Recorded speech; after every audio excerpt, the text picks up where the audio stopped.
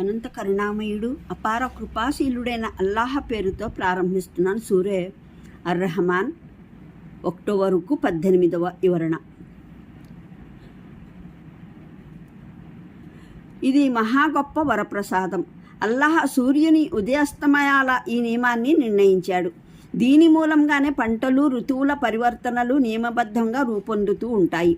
దానివల్ల మానవులు, జంతువులు, వృక్షరాశులు అన్నింటికీ చెందిన అనేక ఔషధి అవసరాలు ముడివడి ఉన్నాయి.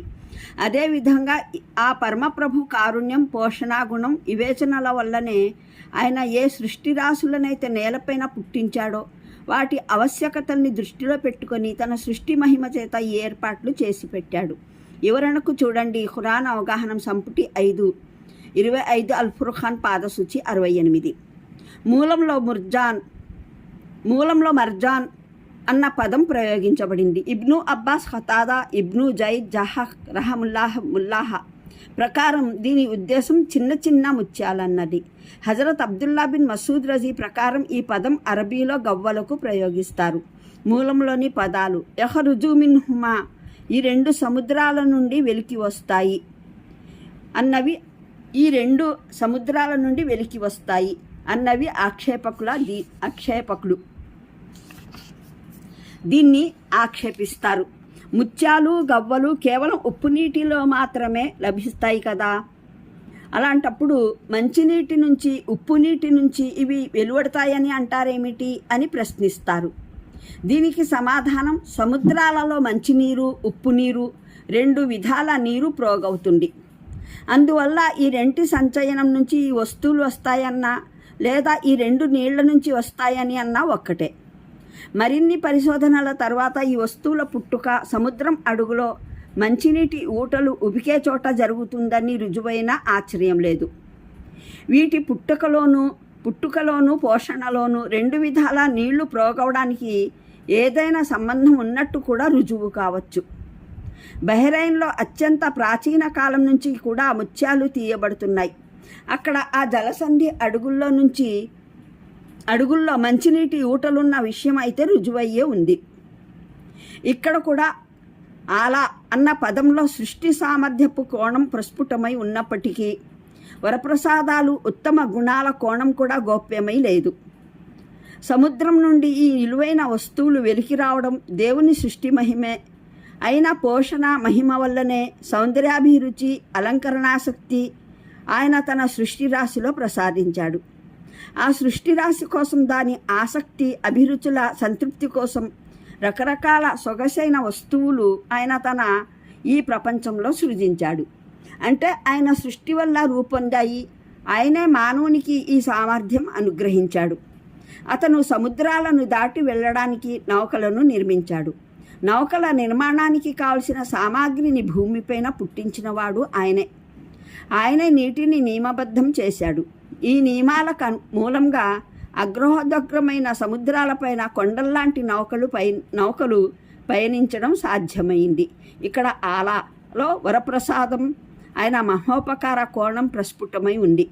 దానిపైన పేర్కొన్న వివరణ వల్ల సృష్టి మహిమ, ఉత్కృష్ట గుణాల కోణం కూడా ఇందులో ఇమిడి ఉందన్న విషయం విసిద్ధమైపోతుంది.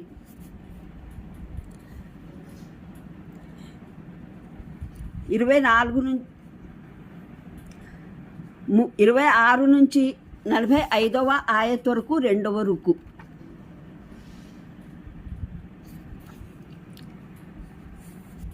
ఈ భూమిపైనున్న ప్రతీదీ నశ్వరమైనదే. కేవలం మహాప్రతాపం గల మహా ఉదారశీలి అయిన నీ ప్రభు అస్తిత్వం మటుకే స్థిరంగా మనగలిగేది. కాగా జిన్నులు, మానవులారా, మీరు మీ ప్రభు మహాద్భుతాలను వేటినన్ని కాదని త్రోసిపుచ్చగలుగుతారు? భూమి ఆకాశాలలో ఉన్నవేవైనా తమ అవసరాలకు ఆయన్నే అర్థిస్తున్నాయి. అనుక్షణం ఆయన నవవైభవంతో అలరారుతున్నాడు. కాగా జిన్నులు, మానవులారా, మీరు మీ ప్రభువుకున్న ఏ స్తవనీయ గుణగణాలను కాదని అంటారు?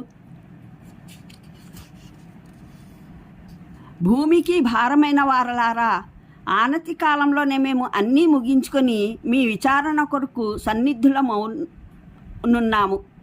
అప్పుడు చూసుకుందాము. మీరు మీ ప్రభు చేసిన ఏ మహోపకారాలను తిరస్కరిస్తారో. జిన్నులు మానవుల వర్గమా, మీరు భువన గగనాల పరిధుల నుండి పారిపోగలిగితే పారిపోయి చూడండి. పారిపోలేరు. దానికి మహాశక్తి కావాలి. మీ ప్రభు సృష్టి మహిమల్ని దేన్నని మీరు ఆబద్ధీకరిస్తారు? పారిపోయేందుకు ప్రయత్నిస్తే మీ పైన అగ్నికీలలు పొగ వదలడం జరుగుతుంది. దాన్ని మీరు ఎదుర్కోలేరు. జిన్నులు మానవులారా, మీరు మీ ప్రభు సృష్టించిన ఏ మహిమల్ని నిరాకరిస్తారు? మరి అప్పుడు ఏమవుతుందో? ఆకాశం చీలిపోయినప్పుడు, మరి అది ఎర్రని చర్మంలా అరుణిమ దాల్చినప్పుడు, జిన్నులు మానవులారా, అప్పుడు మీరు మీ ప్రభు మహిమల్ని దేన్నని కాదని అంటారు? ఆ రోజున ఏ మనిషిని, ఏ జిన్నును దాని అపరాధం గురించి అడగనవసరం ఉండదు. మరి తేలిపోతుంది, మీ ఉభయ వర్గాల వారు తమ ప్రభు మహోపకారాలను వేటిని కాదని నిరాకరిస్తారో. అపరాధులు అక్కడ తమ ముఖాల ద్వారానే గుర్తింపబడతారు. వారిని నుదుటి జుట్టు, కాళ్ళు పట్టి ఈడవడం జరుగుతుంది. ఆ సమయాన మీరు మీ ప్రభు సృష్టించిన ఏ మహిమల్ని కాదని అంటారు? అప్పుడు ప్రకటించడం జరుగుతుంది, ఇదే ఆ నరకం. దీన్నే అపరాధులు ఆబద్ధమని భావించేవారు. ఆ నరకం, ఆ మరుగుతున్న నీటి మధ్యనే వారు తిరుగాడుతూ ఉంటారు. మరి మీ ప్రభు మహిమల్ని దేన్నని కాదని తిరస్కరిస్తారు మీరు? అనంత కరుణామయుడు, అపార కృపాశీలుడైన అల్లాహ్ పేరుతో ప్రారంభిస్తున్నాను. సూరే అర్-రెహమాన్, అక్టోబరుకు 18వ వివరణ. ఇది మహా గొప్ప వరప్రసాదం. అల్లాహ్ సూర్యుని ఉదయాస్తమయాల ఈ నియమాన్ని నిర్ణయించాడు. దీని మూలంగానే పంటలు, ఋతువుల పరివర్తనలు నియమబద్ధంగా రూపొందుతూ ఉంటాయి. దానివల్ల మానవులు, జంతువులు, వృక్షరాశులు అన్నింటికీ చెందిన అనేక ఔచితీ అవసరాలు ముడివడి ఉన్నాయి. అదేవిధంగా ఆ పరమప్రభు కారుణ్యం, పోషణాగుణం, వివేచనల వల్లనే ఆయన ఏ సృష్టి రాశులనైతే నేలపైన పుట్టించాడో వాటి ఆవశ్యకతల్ని దృష్టిలో పెట్టుకొని తన సృష్టి మహిమ చేత ఈ ఏర్పాట్లు చేసి పెట్టాడు. వివరణకు చూడండి ఖురాన్ అవగాహనం సంపుటి 5:25 అల్-ఫుర్ఖాన్ పాదసూచి 68. మూలంలో మర్జాన్ అన్న పదం ప్రయోగించబడింది. ఇబ్ను అబ్బాస్, ఖతాదా, ఇబ్ను జైద్, జహక్ రహముల్లాహ్ ప్రకారం దీని ఉద్దేశం చిన్న ముత్యాలన్నది. హజరత్ అబ్దుల్లా బిన్ మసూద్ రజీ ప్రకారం ఈ పదం అరబీలో గవ్వలకు ప్రయోగిస్తారు. మూలంలోని పదాలు యఖరుజు మిన్హుమా, ఈ రెండు సముద్రాల నుండి వెలికి వస్తాయి అన్నవి, అన్నవి ఆక్షేపకులు దీన్ని ఆక్షేపిస్తారు. ముత్యాలు, గవ్వలు కేవలం ఉప్పు నీటిలో మాత్రమే లభిస్తాయి కదా, అలాంటప్పుడు మంచినీటి నుంచి, ఉప్పు నీటి నుంచి ఇవి వెలువడతాయని అంటారేమిటి అని ప్రశ్నిస్తారు. దీనికి సమాధానం, సముద్రాలలో మంచినీరు, ఉప్పు నీరు 2 విధాల నీరు ప్రోగవుతుంది. అందువల్ల ఈ రెంటి సంచయనం నుంచి ఈ వస్తువులు వస్తాయన్నా లేదా ఈ 2 నీళ్ల నుంచి వస్తాయని అన్నా ఒక్కటే. మరిన్ని పరిశోధనల తర్వాత ఈ వస్తువుల పుట్టుక సముద్రం అడుగులో మంచినీటి ఊటలు ఉబికే చోట జరుగుతుందని రుజువైన ఆశ్చర్యం లేదు. వీటి పుట్టుకలోను పోషణలోను 2 విధాల నీళ్లు ప్రోగవడానికి ఏదైనా సంబంధం ఉన్నట్టు కూడా రుజువు కావచ్చు. బహ్రెయిన్లో అత్యంత ప్రాచీన కాలం నుంచి కూడా ముత్యాలు తీయబడుతున్నాయి. అక్కడ ఆ జలసంధి అడుగుల్లో మంచినీటి ఊటలున్న విషయం అయితే రుజువయ్యే ఉంది. ఇక్కడ కూడా ఆలా అన్న పదంలో సృష్టి సామర్థ్యపు కోణం ప్రస్ఫుటమై ఉన్నప్పటికీ వరప్రసాదాలు, ఉత్తమ గుణాల కోణం కూడా గోప్యమై లేదు. సముద్రం నుండి ఈ విలువైన వస్తువులు వెలికి రావడం దేవుని సృష్టి మహిమే.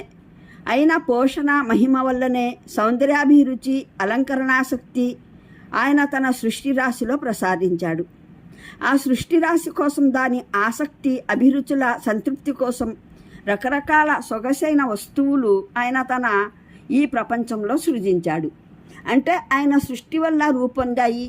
ఆయనే మానవునికి ఈ సామర్థ్యం అనుగ్రహించాడు. అతను సముద్రాలను దాటి వెళ్ళడానికి నౌకలను నిర్మించాడు. నౌకల నిర్మాణానికి కావలసిన సామాగ్రిని భూమిపైన పుట్టించినవాడు ఆయనే. ఆయన